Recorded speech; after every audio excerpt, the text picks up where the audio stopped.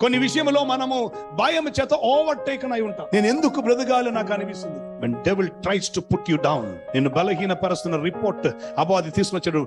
Fact విషయం కాదు, fear ను బట్టి వచ్చినటువంటి రిపోర్ట్ విషయం కాదు. బట్ నిజమేం తెలుసా?